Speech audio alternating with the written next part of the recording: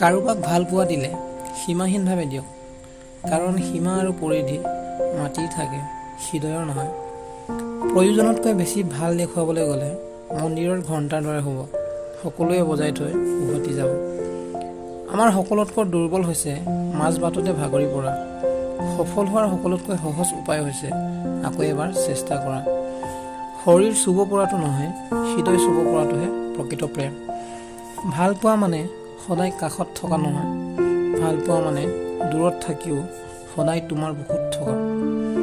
তুমি মোক ভাল পোৱা নে নোপোৱা সেয়া মোৰ বিষয় নহয়, তোমাক মই ভাল পাওঁ সেয়াই মোৰ আনন্দ। প্ৰেমে একমাত্ৰ এনেকুৱা বস্তু য'ত সকলো ভাল লাগে, হাঁহিও ভাল লাগে, কান্দিও ভাল লাগে। যিজনে প্ৰেমত নপৰে কেতিয়াও সেই অনুভৱ কৰিব নোৱাৰে। যিয়ে তোমাক বুজি পায় তেওঁ তোমাৰ দুটা কথাতে মান্তি হ'ব, যিয়ে নুবুজে তাক ৰামায়ণ আৰু মহাভাৰতৰ কথা ক'লেও বুজি নাপায়। সেইকাৰণে নুবুজাজনক বুজাবলৈ নাই, আৰু যিয়ে বুজি পায় সামান্য কথাৰহে প্ৰয়োজন। আমাৰ জীৱনলৈ ভাল বেয়া বহুত মানুহ আহে, প্ৰতিজন মানুহে এটা এটা পাঠ পঢ়াই যায়, আৰু সেই পাঠে আমাৰ জীৱন সলনি কৰি পেলায়।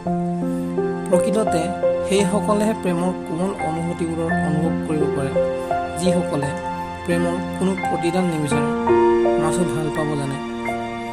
2-4 দিন কাৰোবাৰ কেয়াৰ লোৱাটো হৈছে প্ৰেম, আৰু ওৰেটো জীৱন দায়িত্ব লোৱাটোৱে হৈছে ভাল পোৱা।